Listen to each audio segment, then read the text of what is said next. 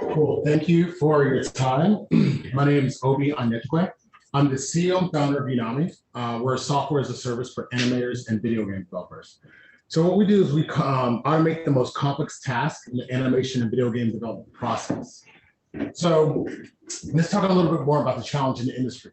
So animation and gaming, just in creating content for it, is extremely time consuming and expensive.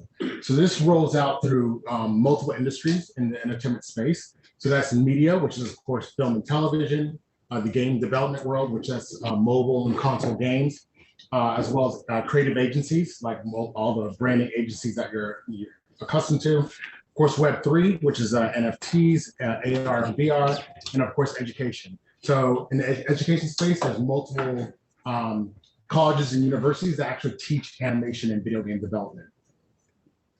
So the solution, so our automated software, perfect examples for an animated show, it costs well up to $400,000 to create one episode of an animated show.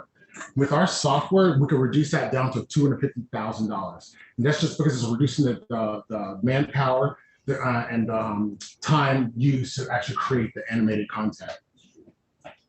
So how are we doing this? We have a suite of software that automates multiple tasks in the animation game development process. So the first tool we have is our 2D and 3D lip syncing tool. So it automates speech for animated characters.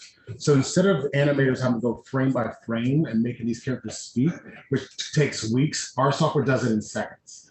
Our markerless motion tracking technology tracks human movement, which allows you to add that movement to your 3D animated character. So without that technology, you're looking at months of animation for each animated character. Then on top of that, we have our avatar creation tool. So instead of you building a 3D animated person and rigging it all up from scratch, that's going to take you weeks, if not months. Our software does it in seconds with our automated tool. So the market is well over a $37 billion market that contains mostly with a focus on three groups. So we have 600 plus universities that actually teach animation and video game development. So the beauty of these with the universities is they order multiple seats. So each university orders about 1,000 to 2,000 seats of software to produce content. And then of course there's over 1,000 plus studios, animation studios and agencies worldwide that create all the animated content they're accustomed to when watching television or social media content or marketing videos. And of course, there's over 700,000 plus animators and YouTube content creators. And these individuals actually create animated content on YouTube, and that's how they actually generate revenue from ad sales on YouTube. So these guys are always looking for tools to automate and simplify the workload that they have on a day-to-day basis. So our go-to-market strategy. So we've already done a pilot program with SVA.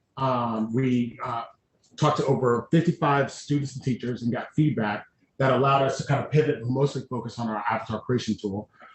So we already have them in a pipeline for once we launch our final product, we'll reach out to them. Then we have a partnership with FX Factory. They're an online marketplace for selling plugins.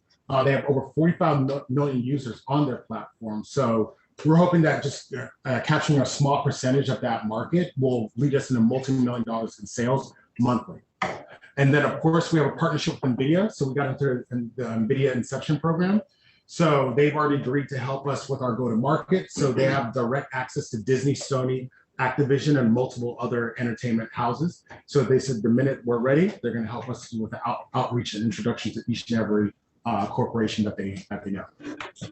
So our competitive advantage. So as I said before, our major power play is that first and foremost, it's easy to use.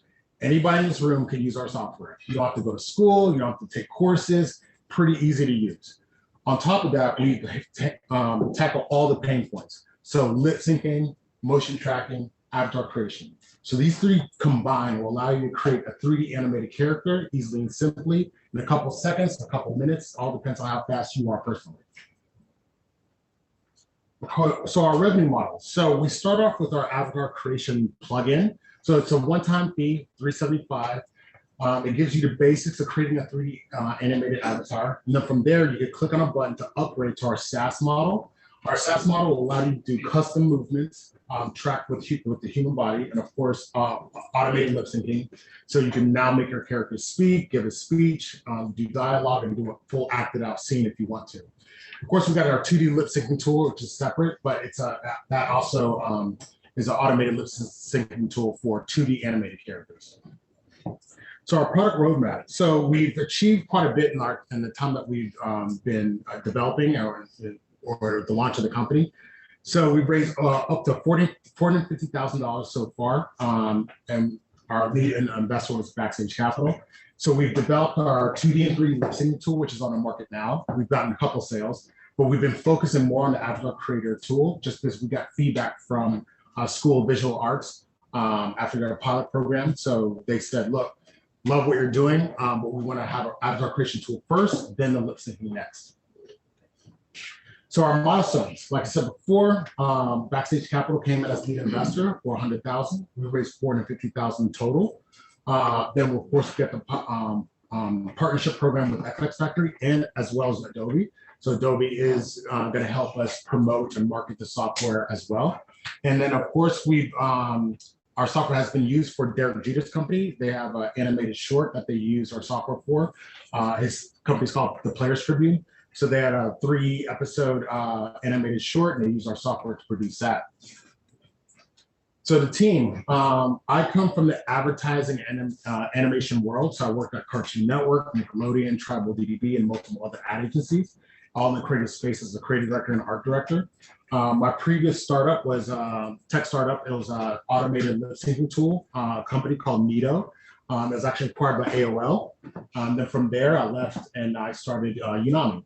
And then our technical advisor, Joe, he has over 17 years of experience in software development. Robert Lara, our lead software engineer, over 12 years of experience, great engineer. He's leading the team now. And Dafa is our genius engineer. He gets everything done like daily. So he's extremely fast and really good at what he does. So we're raising 1.5 million total, most of it going to development in the sense of adding new features to our software. So the core engineering of everything we're doing is done. We're just adding features based on customer feedback. So we're always getting customer feedback on what they want to see, what they want to, what we should add. And then of course, marketing. So we'll eventually bring on a sales team to help scale and grow the company beyond the natural organic traffic that we'll get to our website. Thank you so much, and please let me know if you have any questions.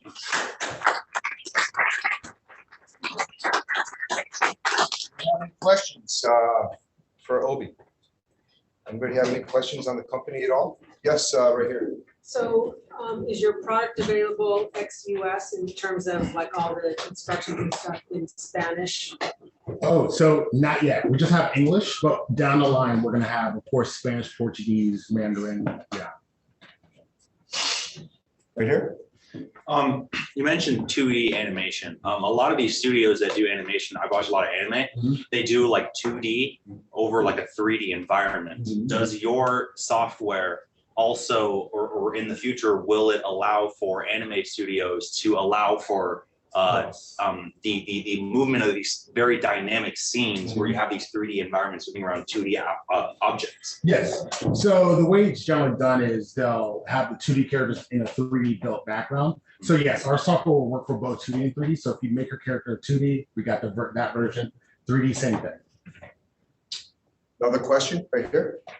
Just out of curiosity, where does you know me or you know me come from?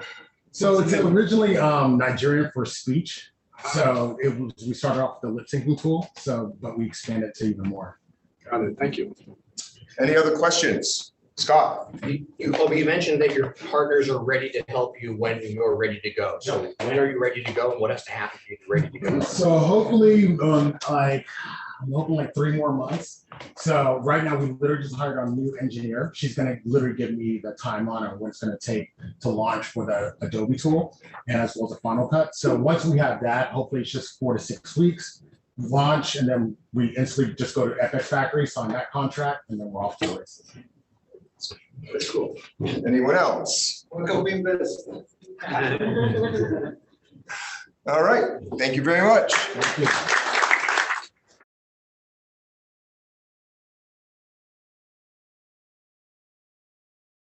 Well, thank you very much. I am Gustavo Legrave. I am the CEO and founder of Voice.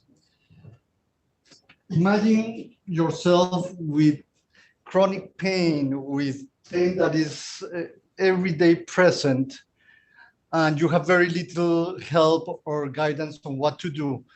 That is what is happening today to 100 million Americans that are suffering from knee pain, and 33 million people that are suffering from osteoarthritis. But why is that happening?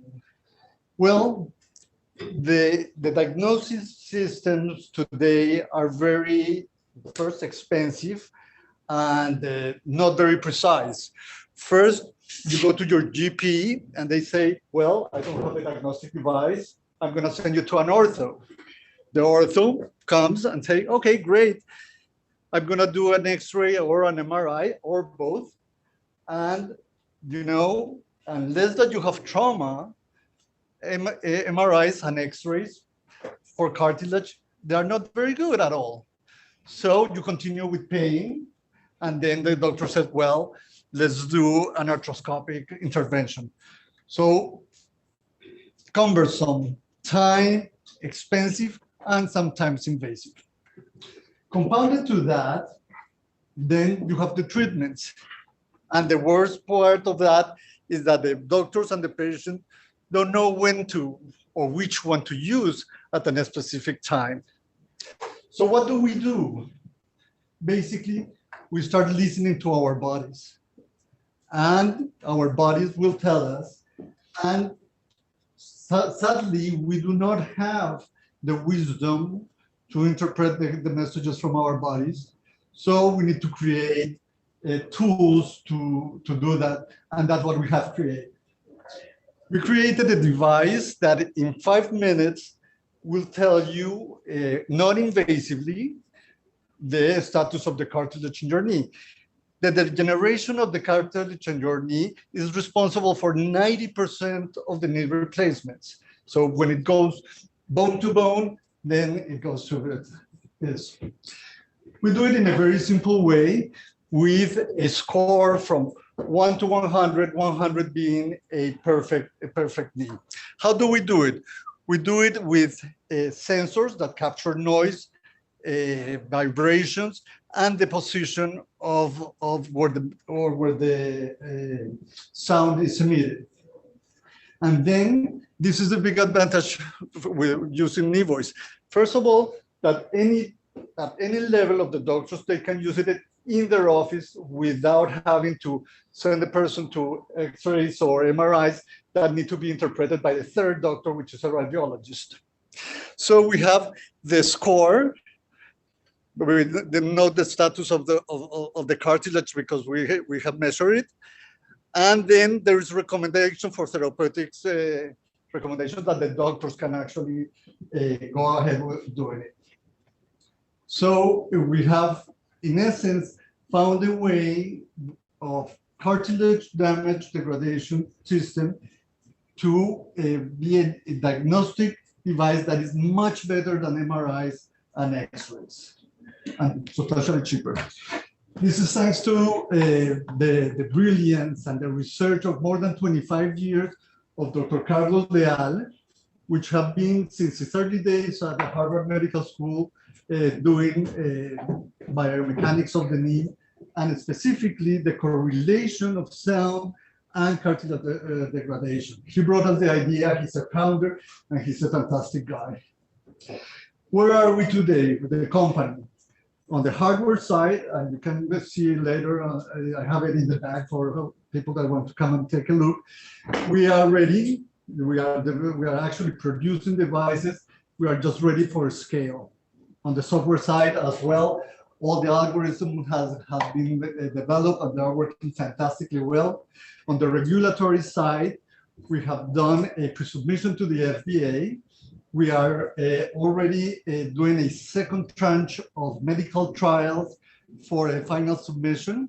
And since we are not invasive, we are not pharma, and we are not radiological, basically we can request fast track and we are supposed with that to have it before July next year.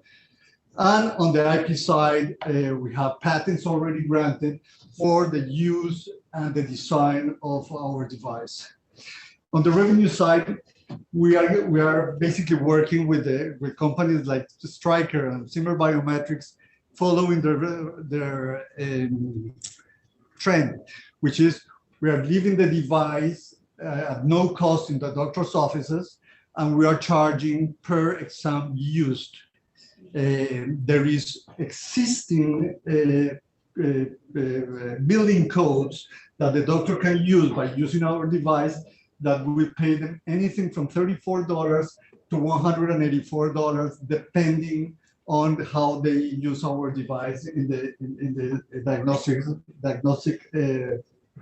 system. But this is just the beginning. The knee, we are listening to the knee and to the joint, but there are other joints in the body that also need to be heard and have facilitating. Like one is very important, the jaw. Nobody thinks about it. The ankles, your elbows, the shoulders. So we are beginning to think about that, and we call that ortho voices. So what is next? Where are we? We have been able to attract $2 million in investment so far, and we're embarking on a Series A of $5 million that will have two tranches. The first tranche of $700,000 up to FDA clearance, and then the $4.3 million to basically produce the devices and put them in a doctor's office and start having lots of revenue. Lots of revenue. Then the management and founders, we are a cohesive group.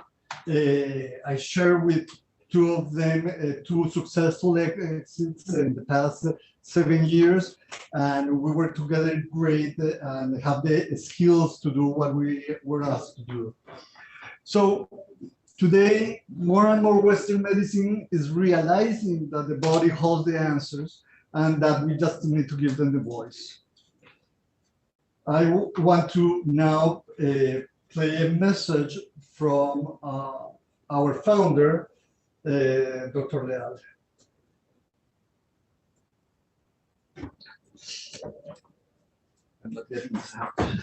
Well, here it is, the knee voice. A patellofemoral cartilage auscultation device that provides precise information of cartilage damage. As simple and easy as it looks, is really a sophisticated device, not a toy. For physicians, it fills the void of a dynamic test that provides previously unknown information and adds a lot to our practice and to our decisions. Different from CT scans or MRIs, it can be used repeatedly in the office and provides the highest customer satisfaction as doctors and patients can interact when doing the test and listening live to the sound from the knee. It does require physician interpretation to validate our own clinical perception and diagnosis, but Knee Voice is the perfect device for continuous monitoring of interventions, osteoarthritis progression, and in the future as a wearable and easy-use appliance in sports performance and prevention. So welcome, Knee Voice. So thank you very much. We have time for a couple of questions. Scott? Gustavo, as you well know, medical diagnostics, the challenge is getting them distributed and getting adoption, and doctors are notoriously slow adopters of new technology because they know, oh, you have a bad knee, X-ray, MRI, physical therapy, surgery. So what's the distribution strategy? How are you going to displace that? Well, we don't want to displace that. First of all, because there is two different situations.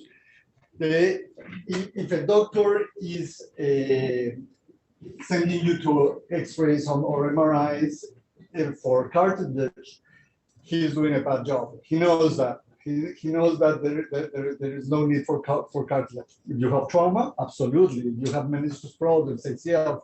So that part will continue to happen. This is also a tool that goes for persons that are not specialized, from GPs, physical trainers, that need to have monitoring so that you don't go back. And the strategy of giving the device at no cost for early adoption is it has been proven a winner with the persons that we have been working with so far. All right, right here. Very interesting. I think I saw in one of the slides that you're doing second round of medical trials. That is I'm correct. wondering if you're following typical clinical investigations and you're in second phase, or which phase of the trial? We are actually in third phase because we did the first round of medical trials just to have a line and physically the problem with the knee is that it has a lot of noises. So we needed to develop the specific filtration with a neural network to get that. So then we did a second round of trials for validation.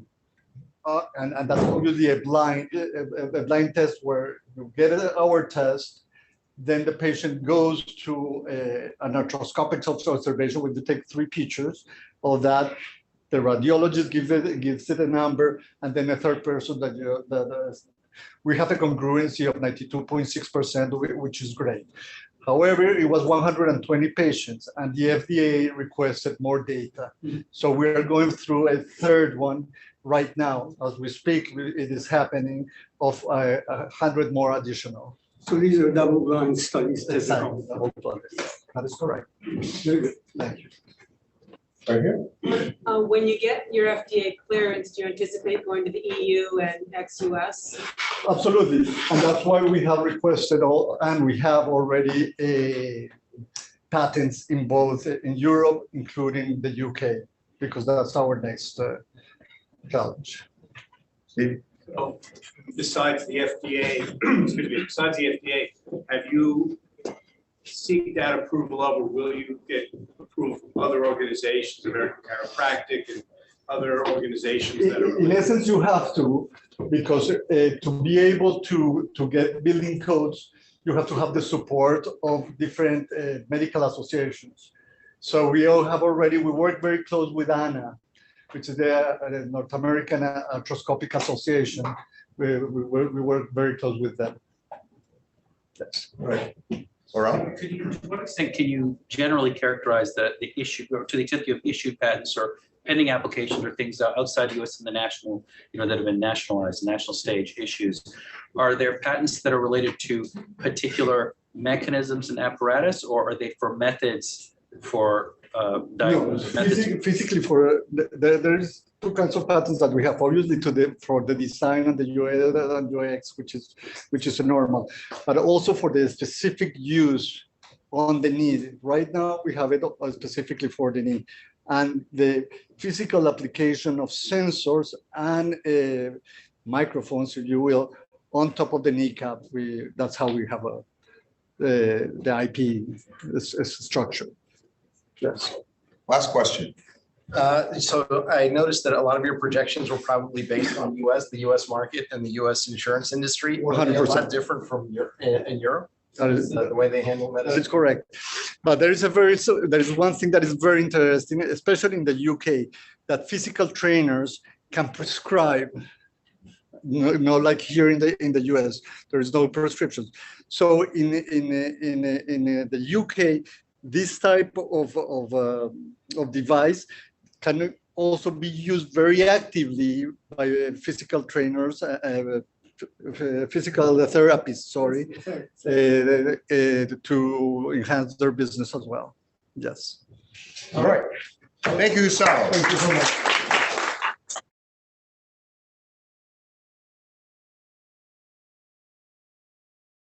Our next presenter is our actually newest company in our Preccelerator.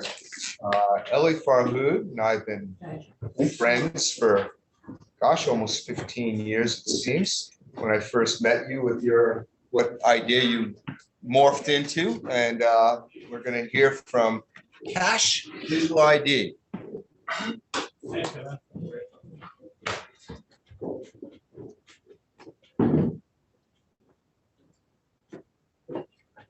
Good evening, everyone. My name is Eli Farhard. I'm the founder and CEO of Catch Digital ID, and we make your personal information useless to scammers. So we envision expanding digital economies where businesses can offer full service to their clients from anywhere with Catch. And today, a lot of banks are starting to contemplate the idea of offering full service, shutting down those branches and all the costs entailed with them, employees, but they can't do it because identity theft tripled in the last 4 years, and fraud doubled. Struggling industries are healthcare, the government, cryptos, and financial services for the most part. Today, banks, they pay an average of $55 for cyber protection per client, yet they still lose $450 every year per client. And that's because identity solutions are totally ineffective. They're hard to use. Today, when you call your bank, they ask you tons of questions, recent transactions. They send you one-time codes to your phone. It's such a hassle-full process that destroys customer value. In fact, 80% of fraud today uses stolen identity credentials. And that means Catch is solving 80% of the problem. The challenges that are facing these firms are identity theft liabilities, money laundering, and fraud liabilities. And that amounted in 2020 alone to $712 billion.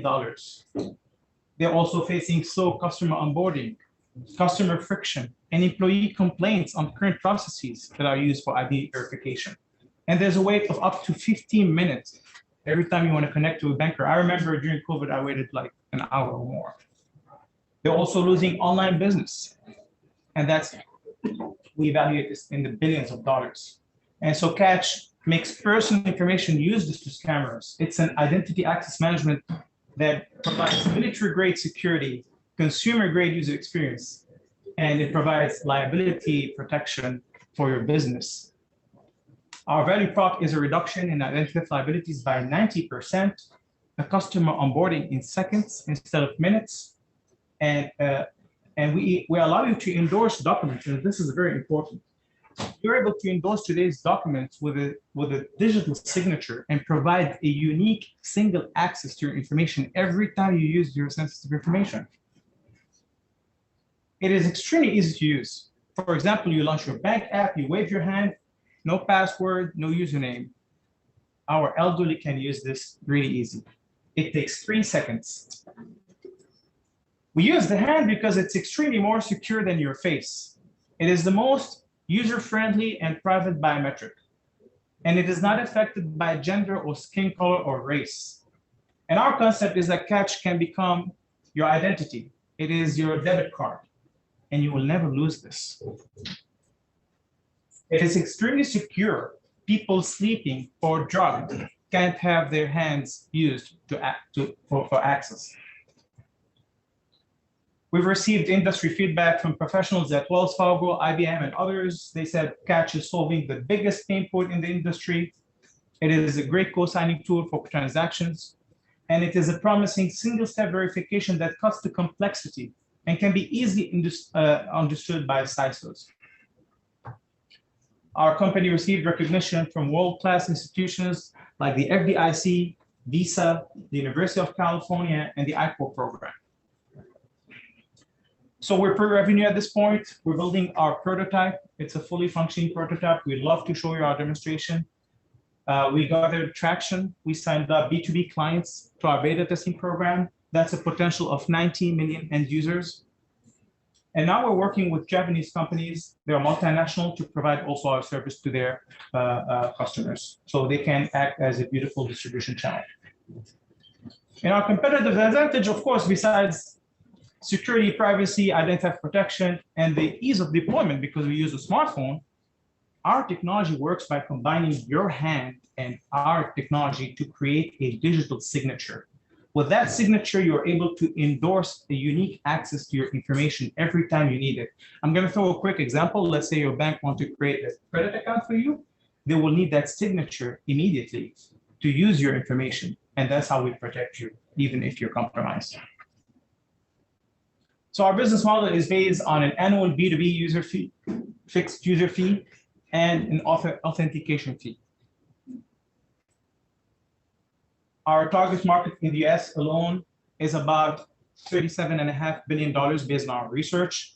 If you're thinking globally as a TAM, it's going to be about triple that, so $112 billion. In the competition landscape, we're the best in security, privacy, reliability, and user experience. And this is very important.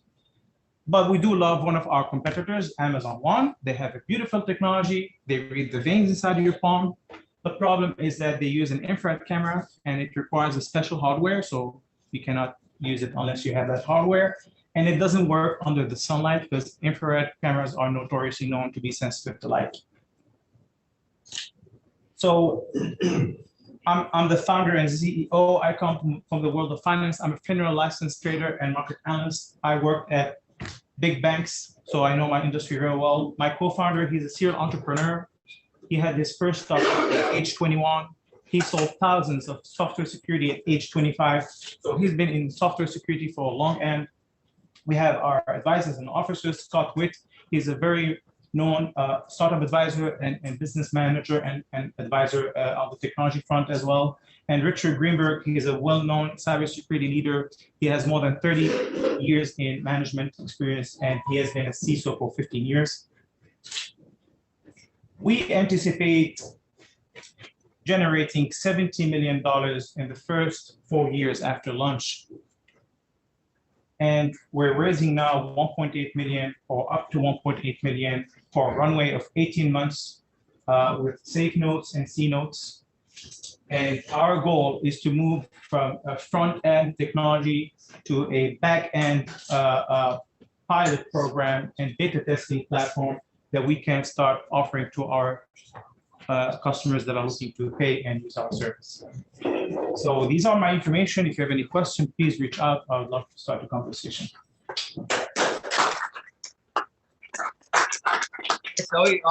Any questions? Yes, Garrett. Hey, Ellen. Yeah, I just want to know what the valuation cap was on the safe. And I think I saw on your business model slide that you're charging 4 cents per transaction.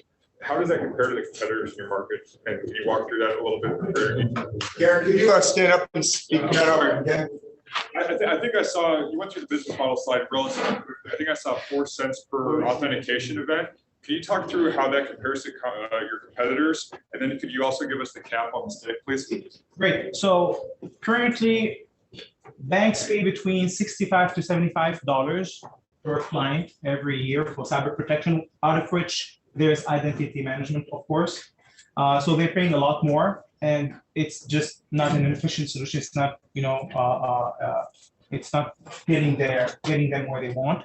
They're also using cyber protection, so cybersecurity insurance, which they're exploding. These premiums are exploding, and yet the losses are also going a lot higher. So it's not. In terms of all right, in terms of the valuation, so we can have this private conversation. I mean, we don't want to throw a number right now, but we can definitely talk about that in private. Okay. Yes, sir.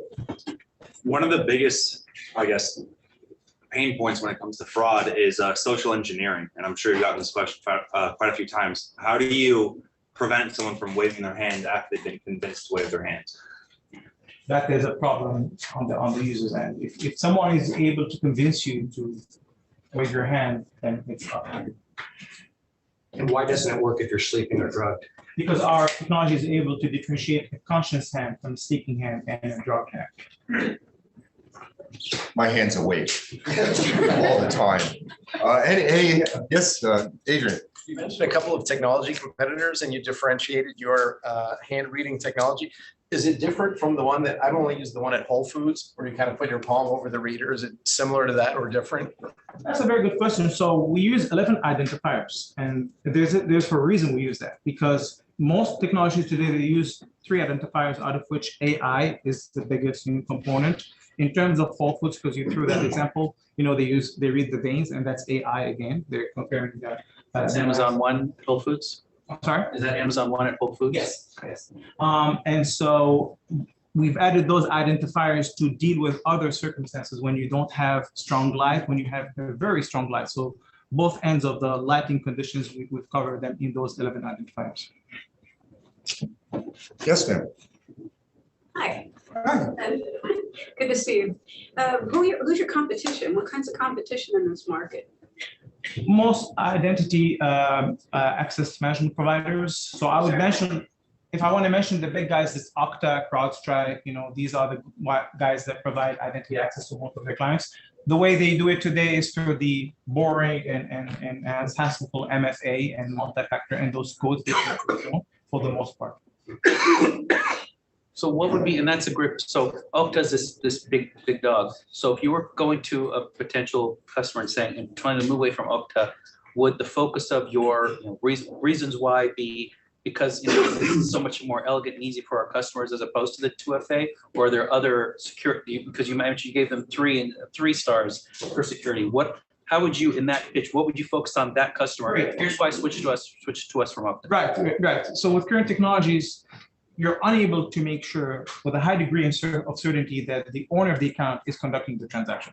So if it's an MFA or a one-time code that is sent to if your device is compromised, you're dead. If your computer is compromised, you're dead.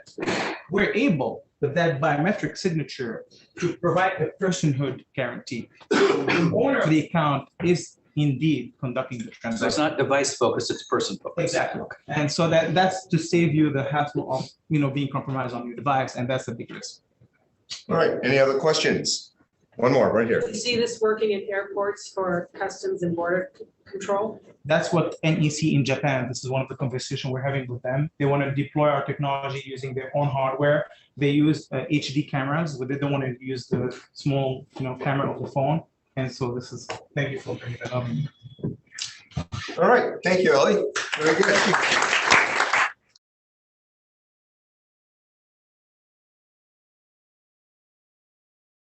Teeing up my next company, XP Health. John, oh, there's John. I didn't see you. Just hiding. So John spent most of COVID in his hometown of London, in the UK, and so we had a real special relationship at 7 a.m. every Wednesday morning while he was there, and it's much appreciated. Well, it's been a great journey, and we're looking forward to hearing what you have to say today. So, John, take it away. Thanks all for being here. Really appreciate it. I always love talking about what we're doing at XP Health, so this is definitely the pleasure is all mine. My name is John Ikudaisi. I am founder and CEO at XP Health, where we are optimizing orthopedic patient outcomes. Before I talk about just how we're doing that, I'd like to explain how I was personally introduced to the problem and the pain points that we're solving. So I'm a former track athlete. I used to run 800 meters, 1500 meters, cross country, got tons of stamina. But of course, like most athletes, I got injured. So I've been through my fair share of physical therapy. While going through my physical therapy at home, I identified that there were some core issues. One, I couldn't actually track my progress and my recovery. And this really didn't allow me to take my recovery into my own hands. I didn't have the tools, and I really didn't remember how to do the exercises, and I had to wait until I could see my physical therapist to actually know if I was making progress. Secondly, my family in London has a home health company. We've been running that company for 7 to 8 years now. And through that company, I was able to get firsthand experience seeing patients in the home setting and realize once again how disconnected they are from their healthcare providers. So that's where XP Health comes in. Once again, this problem is around the disconnect between patients and their healthcare providers. About 70% of patients aren't fully compliant with their plan of care. Of course, this non-compliance leads to a prolonged recovery, and this prolonged recovery then leads to increased expenses for payers and providers. In particular, in the US, just before I go there, 60% of this cost occurs after the surgery has even happened. So in the US, there's currently a fee-for-service business model, which most people are familiar with. What that means is every time you go to the doctor, when they do an assessment or they do anything with you, they bill the insurance company, right? insurance companies quickly caught on that this doesn't really incentivize getting a patient better faster. It just incentivizes billing as much as possible. So now there's been a transition from fee for service to bundled payments, which is synonymous with value-based care. Essentially what that means is an insurance company will set a target price. So for example, a knee replacement can be priced at $30,000. And it's now the hospital or the healthcare provider's job to make sure that all the healthcare that is delivered is within that budget. So let's say they end up spending $40,000 from beginning all the way to the end, so the patient's fully recovered. That healthcare provider or institution has to write a check of $10,000 to the insurance company. On the flip side, if they're able to deliver all of that care within $20,000, for example, that difference, they get to pocket it. So now they're monetarily incentivized to actually make sure their patients are getting better and have better outcomes. Within this model of ineffective patient management, there's a ton of money that's lost. So initially, once a patient is scheduled for surgery, they do absolutely nothing to prepare. Surgery day comes, they have their surgery, they're then sent to physical therapy, and once they go back home, you can guess what happens. They do exactly what they did before they had their surgery. Nothing. And at the end of the day, these non-compliant patients end up increasing the cost for payers, which can be insurance companies or employers, or if they're in the bundled payments or value-based care, the healthcare providers and institutions themselves. That's where XP Health comes in. We have a two-part solution that allows healthcare providers to make sure their patients are adequately prepared for surgery and also allows the healthcare providers to remotely monitor their patient's recovery. We have a web dashboard that allows the healthcare provider to automate reminders, messages, and assign tasks to the patient, and then remotely monitor the patient's progress. And then the patient has a guided, personalized plan, as well as communication tools, allowing them to communicate with their healthcare providers and care team immediately. Now, with our solution implemented, you can see we improved the entire process. Weeks before surgery has happened, the patients perform prehab. There's a number of studies already outlining that the more prepared you are for surgery, the better the outcomes are. And it's kind of common sense. Surgery day occurs, and then of course the patient is able to be discharged a lot sooner.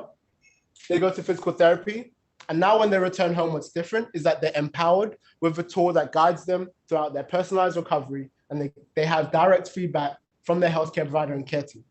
At the end of the day, the patient achieves better outcomes by getting better faster, and the healthcare providers or the payers see much more revenue because they're not affected by non-compliant patients in the home.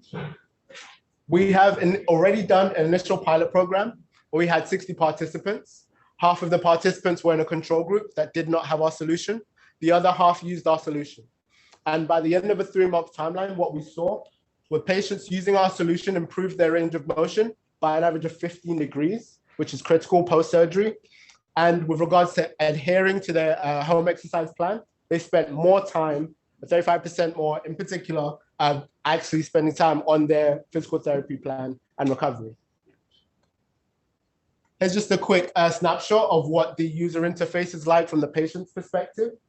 We have AI movement assessments. So we use the camera on a phone or a laptop to actually assess functional movements, range of motion, form, exercise form, and speed with our proprietary algorithms. So this data is given straight to the healthcare providers and also empowers the patients in the home by seeing direct feedback and being able to track their recovery and their progress without waiting to see the doctor 2 weeks or a month later. How we make money is fairly simple. We are a SaaS company, software as a service. We bill at $50 per patient per month. We anticipate each patient will use our solution for an average of 4 months. All the healthcare providers involved in the bundled payments are accountable for the patient's recovery 90 days post-surgery. So that's 3 months after. And of course, we want to make sure that we were already implemented before the patient has their surgery to be most effective. So that's an additional month before their surgery, totaling 4 months.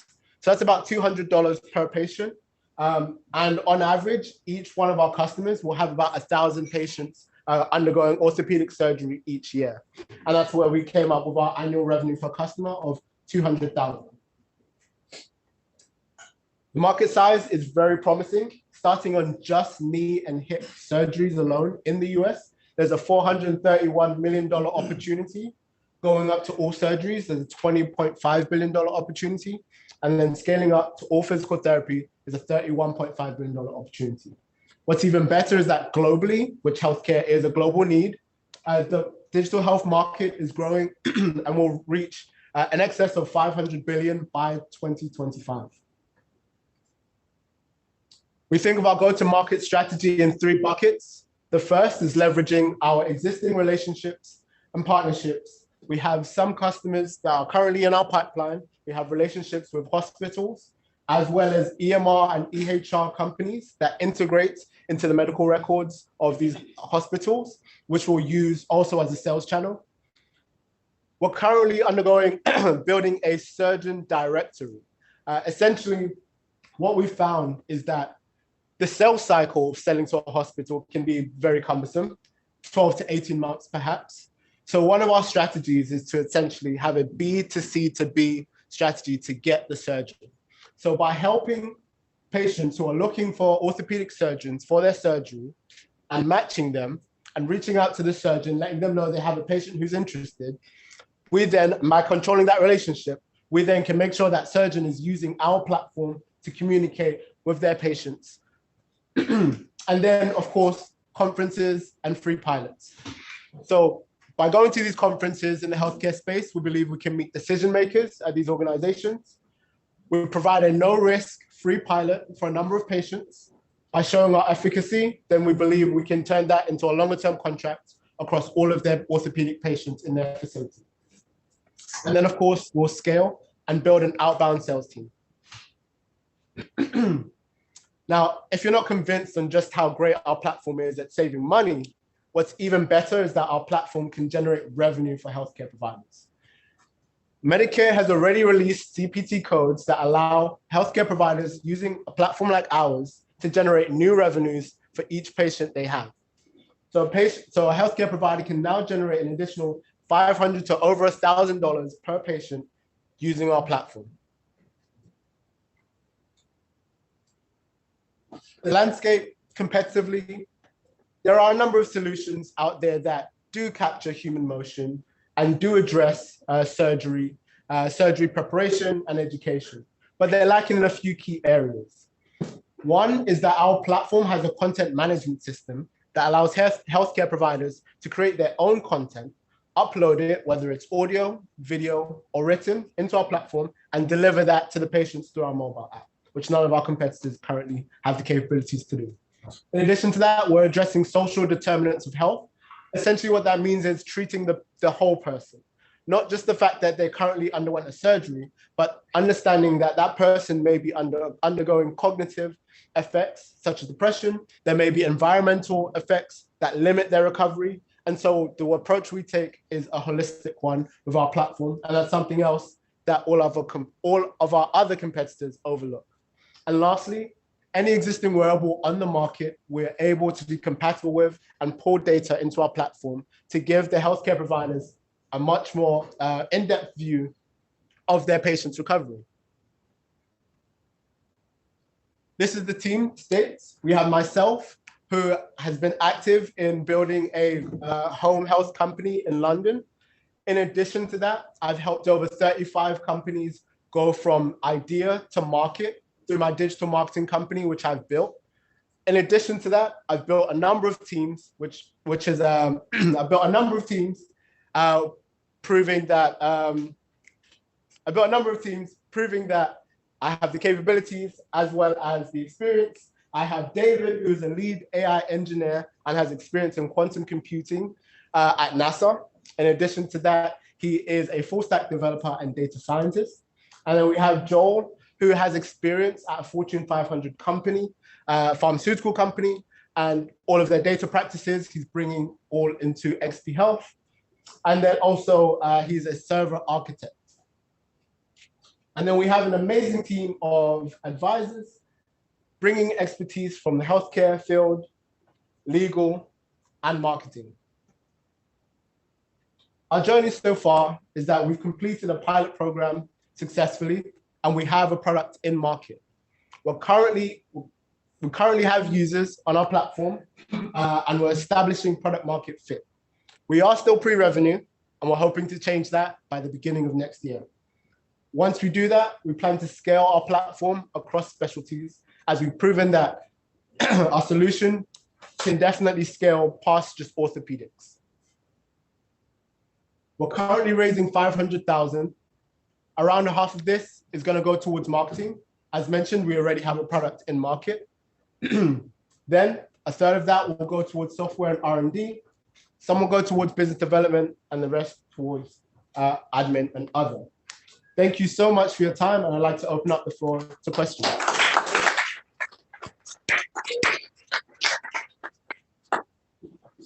Yes, ma'am. Yeah. I used to work in rehab. I was a speech pathologist, not physical therapist, but I really want to know how you got your outcome of how the patients at the end aren't doing their practice. Because I'd like to think that all my patients in the past did what I said they did do. So where did you come up with that number? Yeah, no, that's a really good point. So we've spoken to a number of hospitals and physical therapists. That's the first place. All of them say they know their patients aren't doing their exercises, because at the end of the day, once they see their patients in the facility, they haven't made the progress that they should have made if they were actually doing that. We also spoke to patients, and we found that the common reasons that they said that they hadn't been actually adhering to their plan is that they forgot how to do their exercises. Usually they get a piece of paper with exercises that people either lose or just don't understand because it's images versus video. The second is that they forget when to do it. So days go by without actually doing their physical therapy. They didn't get any reminders. Nobody followed up with them.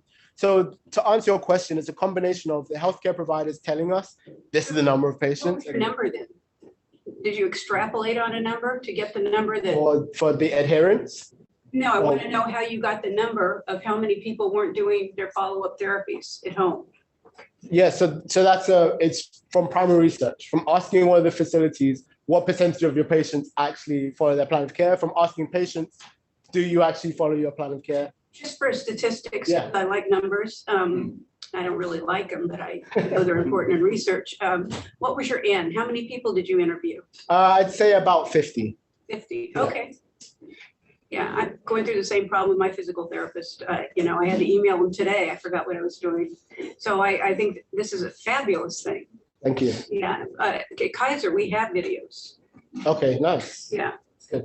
Kaiser is a closed network, so it's kind of hard to break in with technological reasons. Later. Okay, noted. Does your platform allow for messaging family members to support that patient?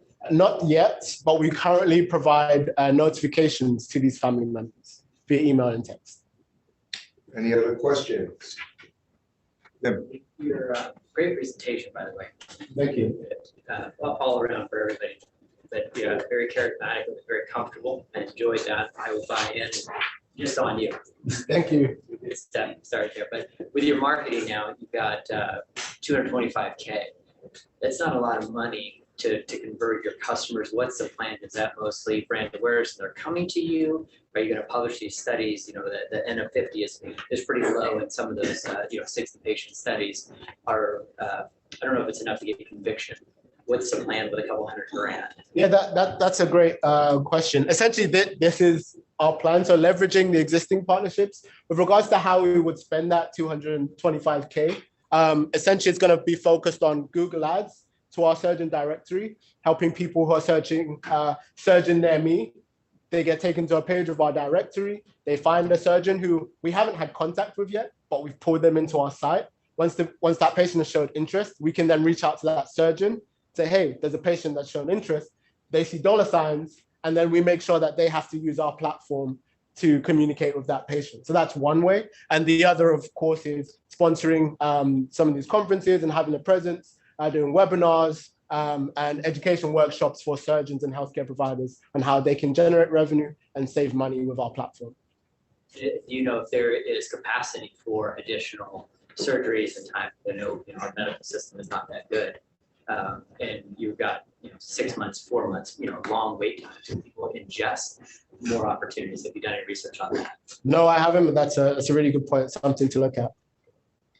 Thanks, Tim. Thank you. Adrian. You briefly mentioned other applications beyond orthopedics. Yes. What are some of those? Yeah, so the first we would go into is bariatric surgery. So bariatric surgery is a weight loss surgery.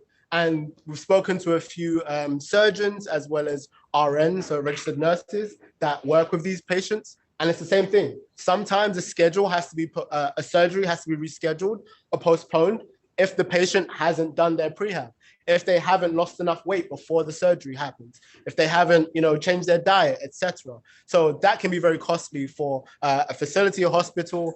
And so that would definitely be our next one. And of course, we can extrapolate even further. Cardio or respiratory. Exactly. Yeah. All right, I'll just make one comment. I saw that one of your advisors is a physical therapist for a football club called Arsenal, and I'm wondering why it's not Tottenham. With that, thank you very much.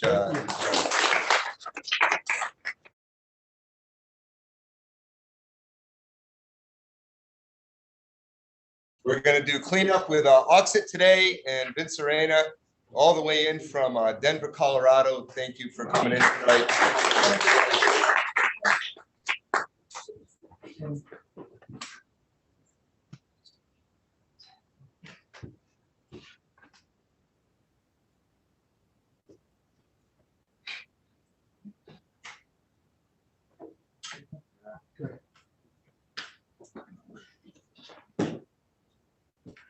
So first off, thanks again for having programs, Ryan, and we really appreciate being alongside all these great founders and startups that we get to be with. Again, my name is Vince Arena. I'm the CEO of Oxit. We're a platform that basically enables any online community to empower their members to buy and sell between each other. And many of you kind of experienced this if you've been part of the buy-sell group. It's the same type of commerce activity, but today it's called community commerce, and it's becoming a very important channel for selling a lot of different types of items.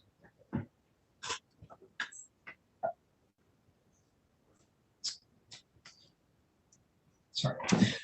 So Oxit is the first platform purpose-built to support buy-sell communities. We basically take the new way that we all communicate and organize, which is kind of chat groups in Discord and Slack. And we marry that together with the technology that drives marketplace features that's used in Amazon or Etsy or tools like Shopify. By putting those together, we basically designed a platform that enables us to help start up an unlimited number of micro marketplaces. And each one of them can create their own customized interactive buy-sell experiences. So we created a community commerce platform because Stephen Katrina, our CTO, and myself are among the hundreds of thousands of people that are passionate enough about their communities to start and run buy-sell groups for them. And for us, it's things like we do trading cards and custom auto parts and repaired electronic devices. So there are thousands of things to do this for. And we saw basically firsthand the growth that was happening with the things that we were doing in these buy-sell groups. It's basically proliferating because people are getting more comfortable with these virtual interactions. And what we found through our research is that it's estimated that there are tens of billions of dollars of sales now facilitated by these types of buy-sell groups. So buy-sell groups are basically founded by community leaders like myself. They are basically focused on typically a topic like a collectible or fashion or some type of hobby. And the members of those groups are somewhere in the numbers of hundreds of members up to tens of thousands of members, all buying and selling between each other or buying from specialty makers. So what we basically kind of looked at are some examples, and it's a really interesting example we found. You might be surprised to learn that on Facebook alone, there are over 1,500 communities that are just there for buying and selling used baby clothes, just to give you an idea of how many of these groups are out there. So I just told you that this is a large and growing commerce format, but now I'm going to tell you from firsthand experience that this is despite there being very poor tools available to use and do this type of activity. basically people are just driven enough to get off of these mass marketplace commerce tools because the fees are really high and they're using old school scroll technology for browsers. Everybody's moving towards a more engaged experience. And so people are willing to go through the pain of converting social media or communication tools into social marketplace platforms by a bunch of elbow grease. It's absolutely ridiculous. It's what I've been doing for years. And right now, there are only currently a handful of platforms where you can even start this process by organizing a community in the first place. Really, Facebook and Reddit, which are basically glorified post and thread communities. And more recently, it's Discord and WhatsApp, where you can have a more defined audience with a lot more engagement.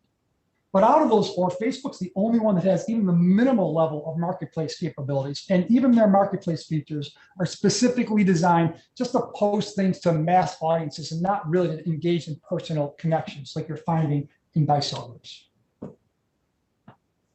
So even with a community tool, running an actual buy-sell community takes a series of manual and non-standard processes. The community leaders have to, need to create some type of rules for the discussions and how commerce works. And they have to teach people these rules, teach people how to create handwritten listings in the formats that they're doing for the posts.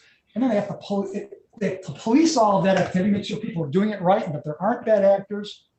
Even when people do match up for buying and selling, those people then have to move off typically to a third-party app to coordinate the payment and then another app to coordinate the shipping. So it's all very manual. Again, and then the people running all of this, for the most part, are just doing it either because they're really trying to help the community, or maybe they're trying to have a higher level of status in the community. They don't really have an easy way to get compensated for the headache and time that they spend organizing and running these things. I know this all firsthand. So this is really our competition slide as well, not just our problem slide. I mean, these are the only places that you can really go and create buy-sell groups today. And you can choose to do that, or you can choose to come to us, custom designed to accommodate what you're trying to do.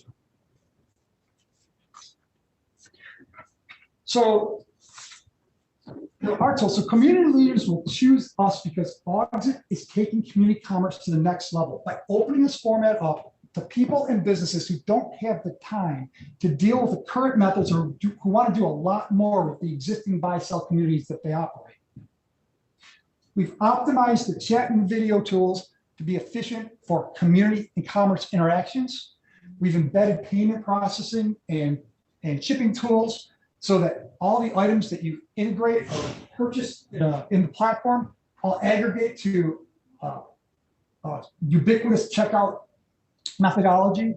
And by doing all of this, it makes community commerce much easier and more efficient for the end users and a lot less time consuming to manage for the community leaders. But most importantly, we've taken the real-time communications tools that are available in each of these communities and structured highly engaging commerce events that mimic in-person commerce like auction houses and flea markets that bring everybody together at a specific time to engage together in commerce. And we found that by creating that focus and that organization with a large group, you really increase. We've seen triple the sales from a person moving out of their Discord buy-sell room and moving onto an Auxit platform using the types of techniques we do to match people. So the other things that we do is because we have embedded payment technology, we can basically charge a consistent fee structure. And what we do with that is we split it between Auxit and the community leaders that are operating our platform.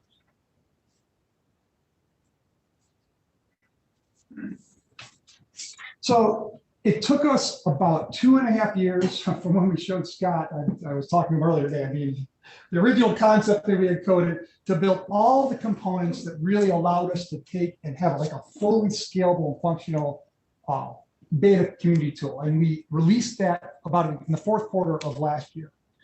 And we started working with a handful of community partners. We found those community partners by going to trade shows for very specific things that we were kind of familiar with, or trading cards in particular, and some outdoor sporting goods.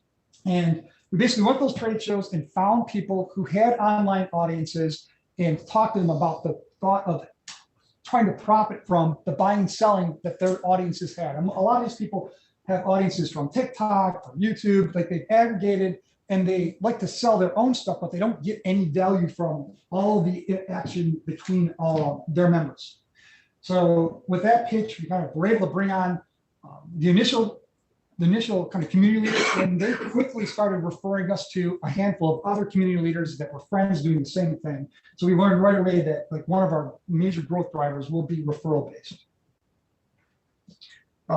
With these communities, what they were able to do with our technology was pretty awesome. I mean, they basically have grown over the last 12 months, just a handful of these new leaders, as we learned to dial in the tech, they've grown to where they do almost $100,000 a month of item sales amongst the groups, just 10 community leaders on the platform today. And for us, that annualized $1.1 million of merchandise being sold across our methodology generates around $100,000 of annualized revenue for the company.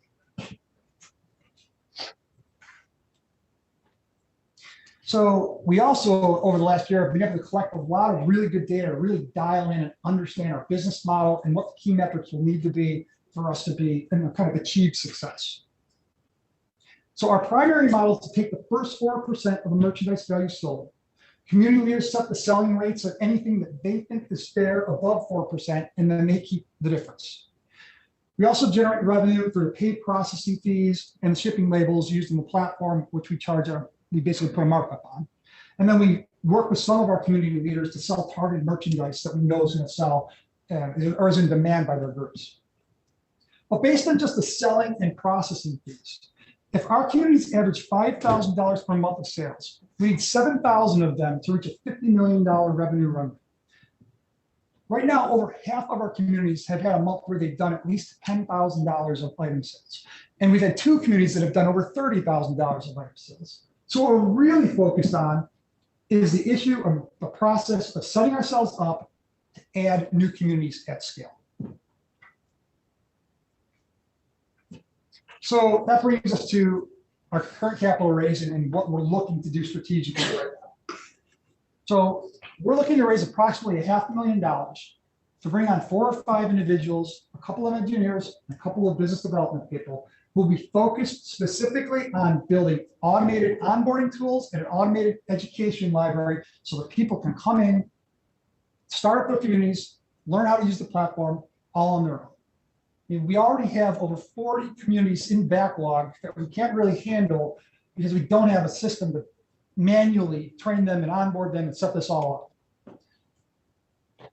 We also think that this is not something we're going to have to do from scratch because Discord has proven out a model for this. Basically, Discord has all of these systems, actually way more than you believe. But we need to focus on the pieces of Discord that work for onboarding and for education, mimic those the best we can, get that in the hands of the people that are interested in running a much more efficient buy-sell community.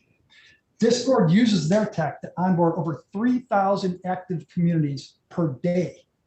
To hit our numbers over the 3 years that we put in here in our plan, we need to get to about 20 new active communities added per day.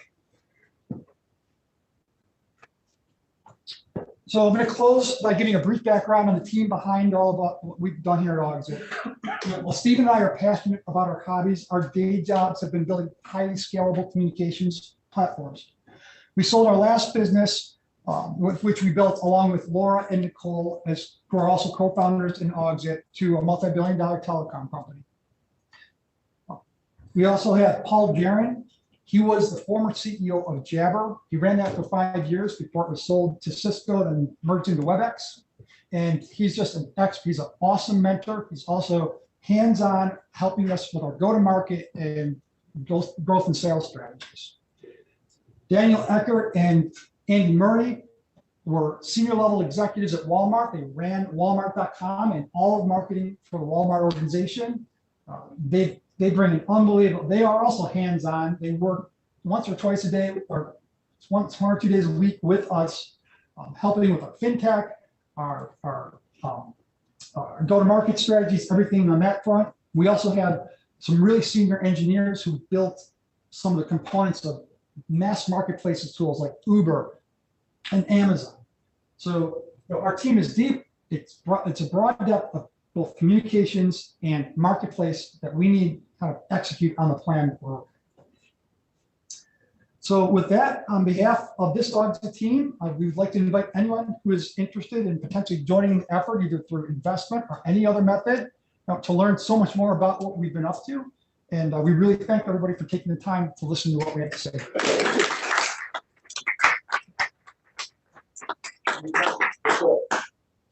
A whole lot of features there. Do you have a priority list for like which one you want to launch We first? just hit a real sore spot. So the feature sets is massive. It really is. And some people have said it's overbuilt even for where we are right now. But what we found is, we built features that the goal of the platform is to be flexible enough that any type of community can come on and effectively use the tool. And that requires us to basically have a lot of features with flexibility. That's why you see what the heck's going on here. And that's the way it works. It's working. We have 10 different communities. 5 of them are kind of trading cards, but we've got people selling things like sporting, like fishing lures or collectible figurines are different to ship. They have different price points. We've got people loading up pinball machines at $5,000 a pop. So we have to be feature rich. We tried to be narrow, but in order to address what we're trying to do, we need a lot. Yeah, fair point, though. Very fair. Any other questions? Yes, Adrian. So I saw a lot of focus on goods. Do you see, an avenue for services or digital items, software, things like that? NFTs. Yeah, we've had. We don't. Well, we can get into that whole discussion. It's a separate discussion. But what we do, services, yes. We've had people come on and actually sell yoga classes. And they sell a subscription, so they kind of subscription based. They paste them in the room, and so they use the tool as kind of a mini Shopify, for lack of a better term. It's a way that people who maybe aren't there to use Shopify, but there's enough there for them to kind of use it as a quasi, tool to support their merchandise selling and services we've seen done. People ask us to start up NFT rooms all the time. We haven't done that. I think I can get into a whole discussion about that. It's funny because I actually, what got me into this were digital trade. I was doing physical Star Wars trading cards, and then I got into buying and selling digital Star Wars trading cards. And that's where I was introduced to an app called Line, which is one of, if you look at what WhatsApp and Discord do, Japan figured it out way better, like how to get more people into a room by keeping it simple. Now you can have 500, 1,000 active people in the same room because and that's what we found. We followed their format of how to present information in a much more simplistic fashion. And so I was doing digital trading cards, and that, like the volatilities and all that stuff were crazy. There's a lot. We don't have to go there. People come to us all the time talking about NFTs. We actually, the Wax, which is a kind of a gaming NFT company, like talk to us a bit as well. So at some point maybe, but right now we've got to just focus on the physical bits. Sure, Chris. Do you guys have QuickBooks and QBO integration anywhere? We don't have any integrations to any financial tools yet. Our first integration that we scratched out is a Shopify integration. We get that request a lot for people who have a lot of items that they want to move through the platform, but don't want to have to load them into ours. We've had people load 40,000 items into the platform by working with us on a data dump, but that's all been manual. So that Shopify would be our first integration. We also would like to integrate with a couple shipping tools like Pirate Ship, which is really popular with people who do buy, sell, trade, and a couple other ancillary tools where we can make those tools just work in tandem with us. Any other questions? All right, thank you, Ben. Thank you, Ben. Thank you.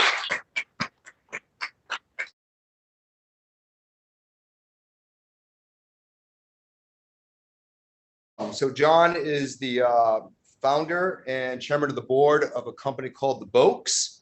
And it's an e-commerce floral company. I'm a customer. As a matter of fact, I sent my sister's flowers today from The Boaks because they were running a good sale. But no, in all seriousness, it's a great company. It's been around 10 years. I met John about 10 years ago, and he was starting this endeavor. And John, tell us a little bit about the journey. How did you come up with an idea to sell flowers?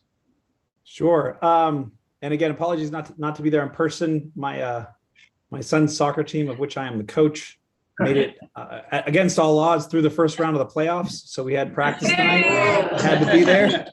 Sound like Morocco. So yeah, against all odds, it was great. But appreciate everyone having me remotely anyway.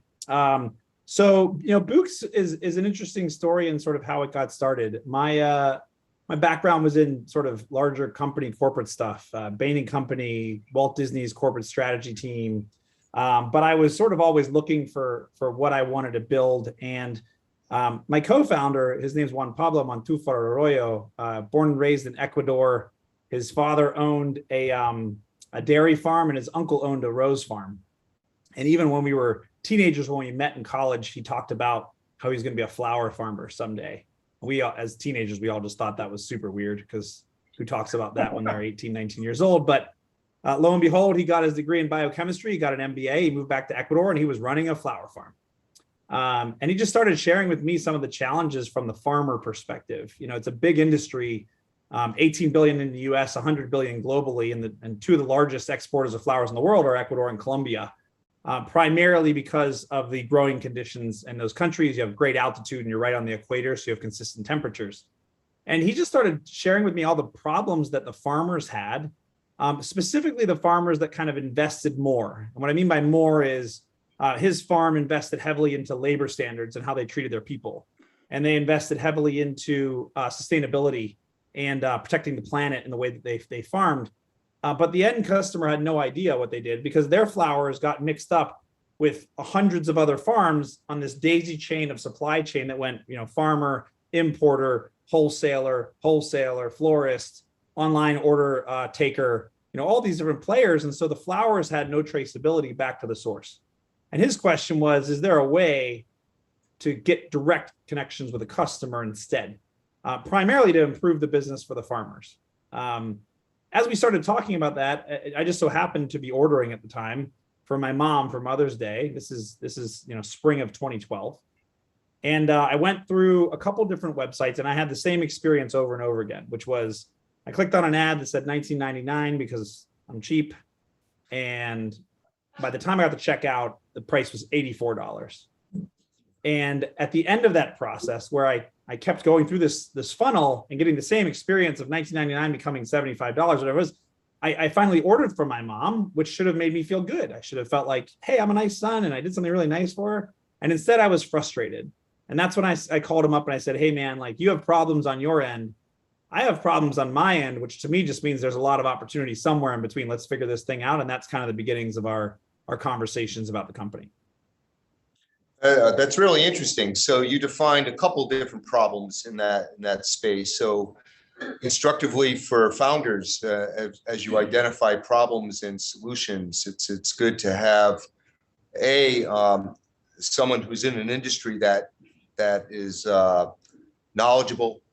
Your friend in the flower industry obviously was endemic to you forming Books. So after that, how do you enter a market that has 1-800-Flowers, proflowers.com, FTD, and then all the corner florists? How do you compete in that marketplace? Yeah, it's not easy. Wasn't easy then, isn't easy now. But the way that we approached it was we just looked at what everyone was doing. We said, hey, how does everybody else work? What does their supply chain look like? What does their fulfillment look like? What does their pricing look like? What does their customer service look like? All these things. And we just said, let's do as opposite of that as we possibly can. So everyone else had 1,000 options. We had 40. Everyone else had 100 different price points. We had 1. Everyone else had tons of fees and add-ons. We had none of those. None of them knew where their flowers came from. We knew exactly where they came from. And so we pulled all that into our messaging. And then I ran around town and just talking to people about my new potential business, trying to get an understanding of which of those pieces would be most compelling to people. And I share this with founders all the time around, you need something that makes people lean in. You might have it as part of your business. You might have to manufacture it through storytelling or branding or whatever it might be, but you have to get something that gets people to go, no way. And I call that the holy shit moment. the HSM, if you don't want to curse.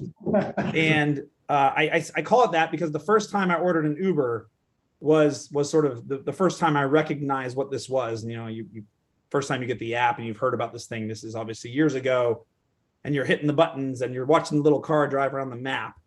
And then you watch the little car turn your corner and there's a car, you go, holy shit, right? That's a holy shit moment. That makes you go, I want to know more. I have to know more. And so we started telling people about all these benefits that we would have, freshness and quality and sustainability. And everyone would kind of metaphorically pat us on the head and go, that's nice. And I knew we didn't have the HSM because that's nice doesn't get anybody to pay attention. No one's going to get excited. And when you're outmanned, outfunded, out-revenued, out-awarenessed, you need something that they don't have. And one thing that was good for us was that all those competitors, and I won't name specific names, but all of them didn't have any sort of brand gestalt that made everybody talk about it. And so one day in a meeting where we were talking to a potential partner on the creative side, I was just talking about how my co-founder was born and raised on this volcano range called Cayambe in Ecuador, just sort of leading up to the story. And he went, whoa, whoa, whoa, hold on. Tell me more about this volcano. That's super exciting. And I was like, well, I can, but it's not really that relevant. It's just the area where he grew up and where the farms are.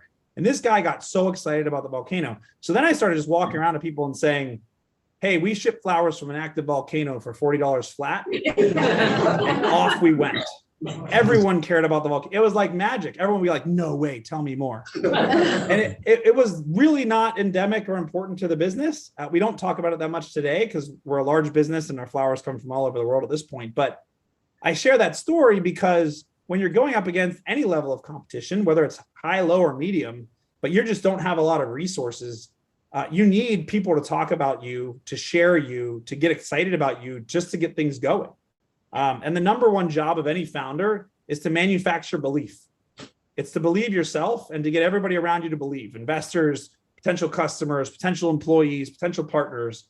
That's all your job is create belief so that people will do things to make that potential belief a reality. And for us, it was the volcano. So I challenge every founder that I mentor, that I spend time with, that I invest in, make sure you have a volcano somewhere because it's only going to make the journey a little bit easier.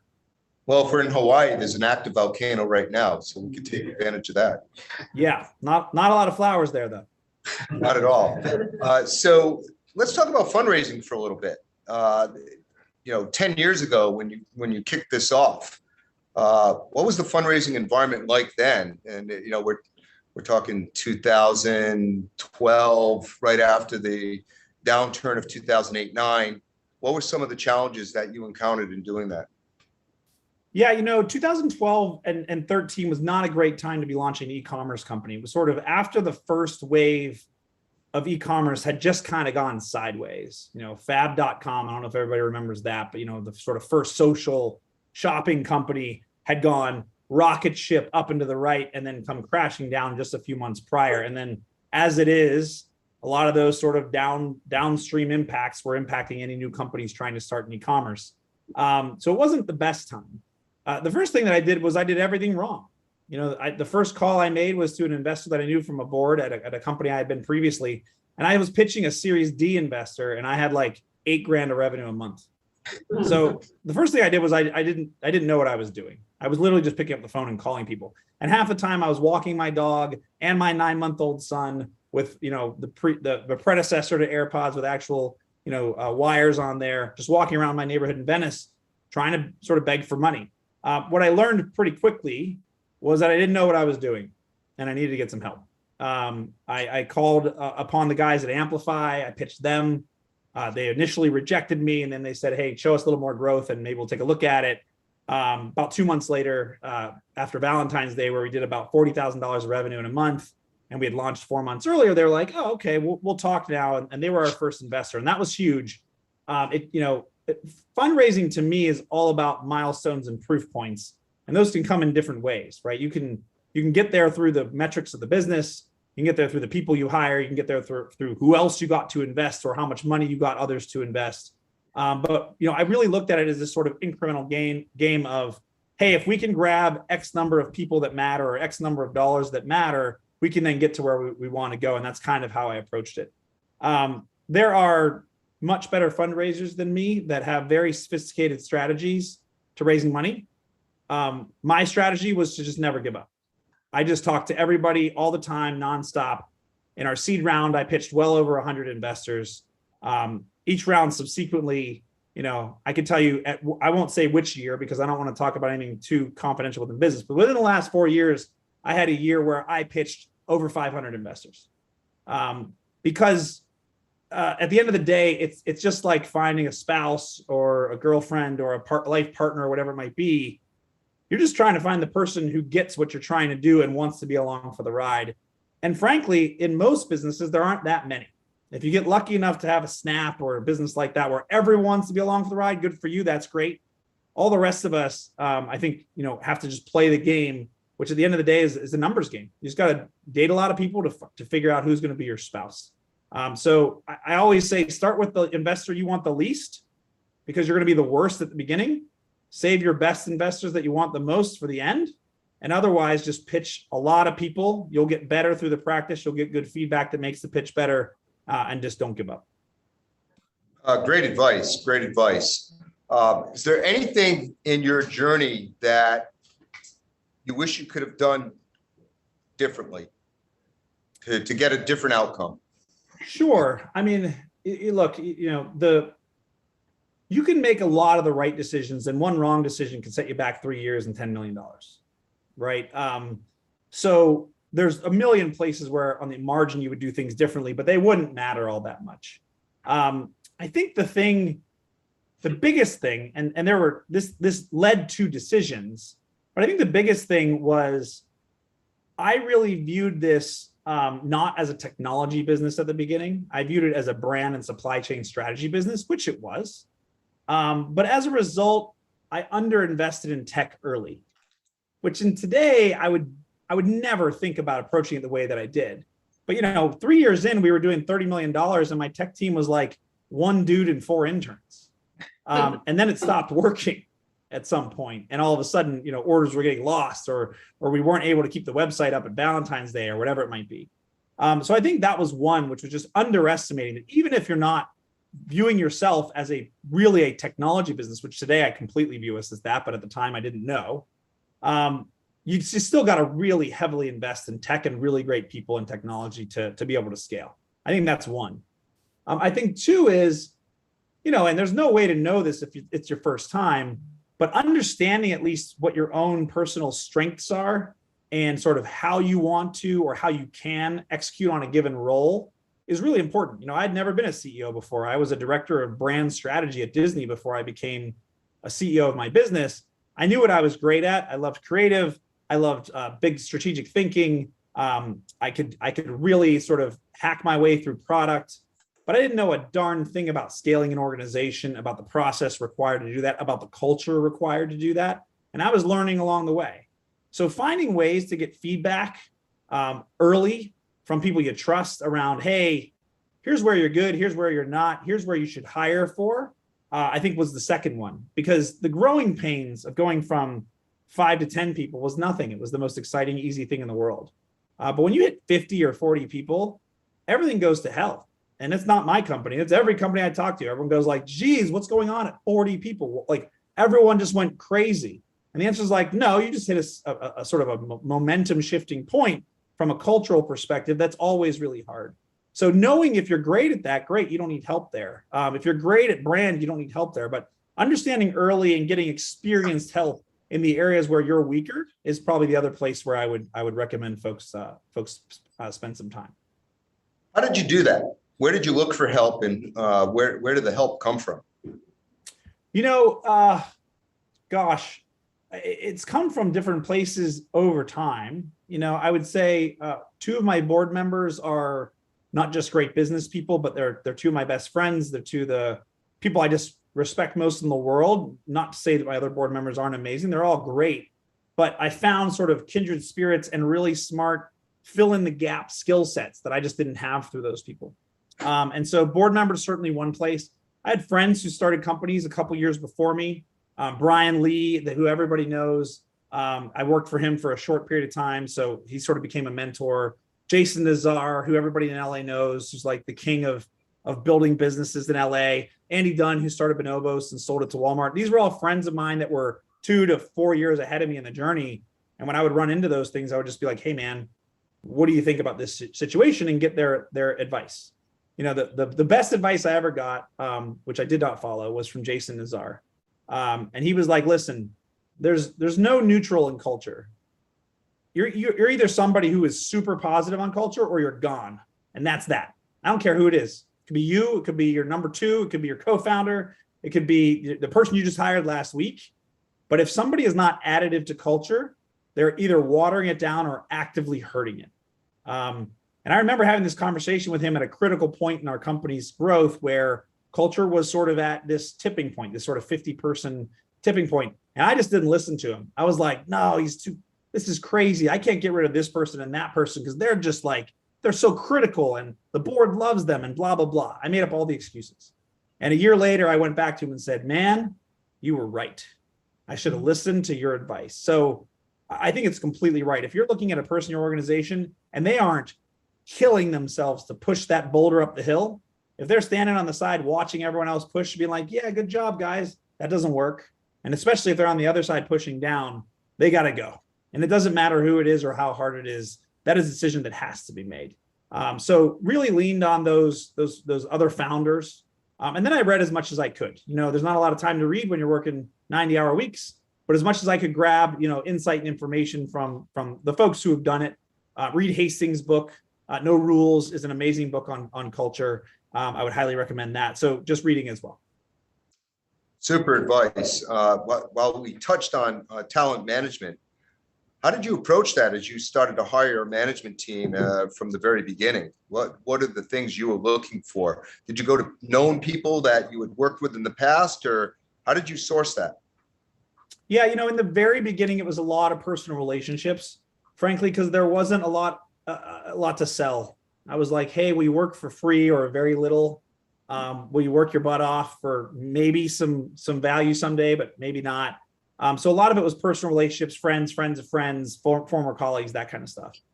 Over time, as we got some funding in, you know, I was generally looking for people that were at the next stage, right? If we were at Series A, I was looking for somebody who had led through Series B or had worked through Series B or Series C, in the hopes that those folks knew about what the journey was going to be like, and therefore could bring their experience to bear. I think where I failed dramatically in that time frame was an over focus on skill set over just skill, I guess is the way I would say it. Raw talent sort of was not my focus. It was more about, hey, have you done this particular role in the past?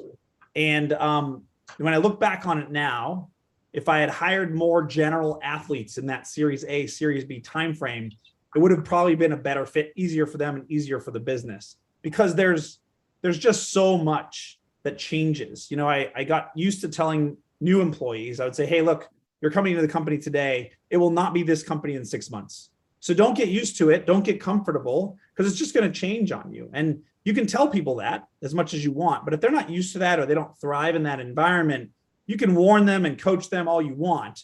If you're somebody for whom that level of change is uncomfortable, the entire journey is going to kind of stink for you, right? And so the hindsight's 2020. It's easy to say these things now, but the things I would do today is I would look for general athletes over specialists, just people who are good. It doesn't matter what you ask them to do; they're going to solve problems. I think that's one. And then two, people who had been in that stage, not necessarily only at later stages, but in that stage as well, where the sort of flex and the flux and the change is going to be more comfortable for them and something that they really thrive in. And interviewing and really digging deep with people around that. Everyone's going to tell you they really want that and they love that. When I actually first tried to get into the startup scene leaving Disney, I was rejected by everyone. Every startup in town was like, no, you're a corporate guy. You can't handle this level of dynamism. You can't handle this level of change. And I didn't understand why they kept saying that to me. I was like, no, I'm good at stuff. I can do stuff. But they were using that signal of, hey, you work at a 200,000 person company. We're 64 people and 6 months from bankruptcy or a $20 million round. We don't think you're going to be comfortable in that. So really probing that area is important for getting that culture that can really survive those ups and downs. Excellent advice. Is there any last thoughts that you think would be good for an audience like we have today of founders, investors, and folks that are looking at very early stage startups? Yeah, I mean, look, the beautiful thing about what we do in the early stage is that everything is possible. The really difficult thing about what we do is that everything is possible. And so it's the thing that attracts people to it, right? Everyone likes to believe in dreams. Everyone likes to believe in the opportunity to do something that nobody else has done. And that should be everyone's true north and shining light. But we have to start educating people and looking at the reality of what this entire journey is for individuals as founders, for founding teams, for early stage employees, and for investors, which is really freaking difficult and a real challenge emotionally, mentally, and physically. And so what I would say to anybody who's going down this route is sort of like, gird your loins, right? Get ready for it. You need a support system for you as an individual. You need your team to have a support system because this stuff is hard. And it's not going to be fun at many points along the journey. From the outside, everyone looks at, the massive companies that have been built and says like, oh, wow, isn't that so great? I wish I was on that ride. And they don't know the tears that were shed and the pain that was had and the people that still hate that company forever because of what it did to them. And the founders and employees and stuff who've gone through hell to get there. And so I would say for those thinking about it, it's the best journey in the world. It's also really difficult. And getting a support network, whether it's your spouse or a shrink or a trainer or whatever you need, don't try to go it alone. It's really tough to do it with help. But it's even harder to do it alone. And I was very much the sort of the lone wolf kind of guy for the first few years. And I just wish I had known then what I know now. So, build your team, get support and lean on one another, and it'll be the ride of your life. And you'll learn more than you could ever learn doing anything else. But lean on that team in the good times and the bad, and you'll do all right. John, thank you very much for spending time with us and taking time this afternoon. I know you're busy. I know you just came off the soccer pitch, and I hope your son has a great journey in the next part of his football experience, being 8 years old. I appreciate it. Yeah. Last thing, you can find me on LinkedIn, John Tabis, Tabis. You can find flowers at books.com, bouqs.com. Best gift in the world is a monthly subscription. So Len, let's get you on that. And if anybody wants to reach out, ping me on LinkedIn anytime. Happy to be connected and help however I can. John, thank you very much. We appreciate you. Thanks all. That concludes our presentations for the evening. I want to thank everybody for coming. We have plenty of food and some drink downstairs. We're here for a while, so please stick around. And if you're an entrepreneur and you're interested in our program here, please talk to me. Let's go one on that. And I'll look forward to meeting you if I haven't met you yet. Thank you very much.